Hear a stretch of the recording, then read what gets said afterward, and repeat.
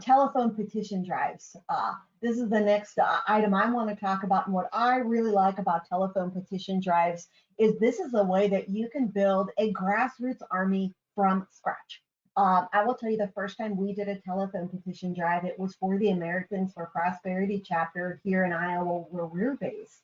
At the time, the chapter was brand new. They did not have grassroots activists. They did not have volunteers, but they were faced with the fact that we had in our state just reelected by a very large margin a Republican governor who campaigned on fiscal responsibility and conservatism and then wanted to turn right around and increase the gas tax. And as all you know, a gas tax is perhaps the most regressive of all taxes. It falls the most heavily on people who can least afford it.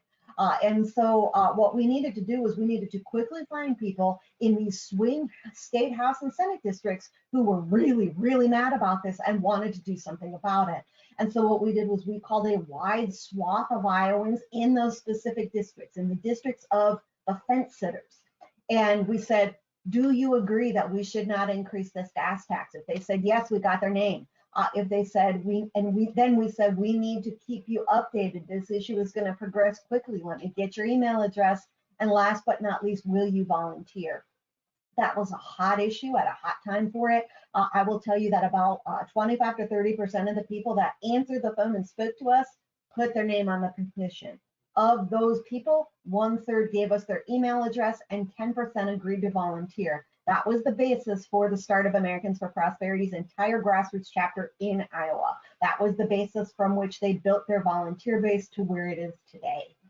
So if you need to get email addresses for an ongoing battle, if you need to get volunteers in counties and towns where you don't have them and you have a time horizon, you know, if a vote is going to be held tomorrow or the next day, you probably want to talk about patch through calls, and we'll talk about that next.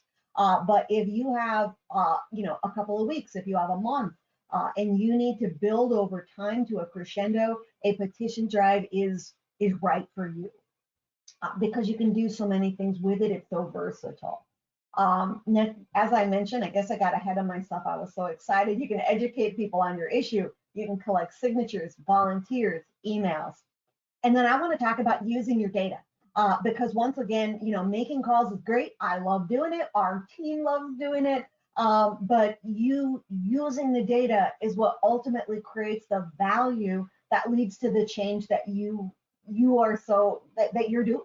out there seeking. So using the data, the first thing I want to talk about on a petition drive is you can use it to pressure lawmakers. You can get earned media with it. So let's say we find 1,000 people who want to sign this petition in a state house district. That's huge. You can print all of those names on a binder, put them in a binder. You can go up to the state house. You can take pictures of yourself doing it. You can post it on social media. You can tag those representatives, and you can make a really big deal out of how many people in the district support this issue.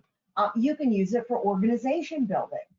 These are the people who, if they signed your petition, they'll probably call their representative when the time comes, or their senator or their governor.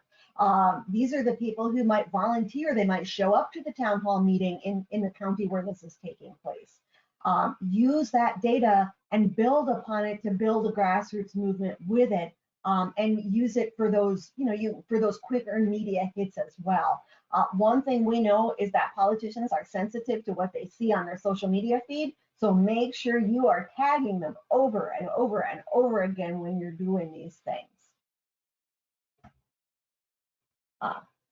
And then here actually is an example of a petition drive that we did for Civitas Action in North Carolina shortly after the 2016 election. And this was specifically about an investigation that was going on about potential election integrity problems in North Carolina, where we know that's been a really big issue for quite a long time. In fact, they had an entire election that had to be redone at the congressional level. So that'll just give you a really good example of the flow of how a petition drive works.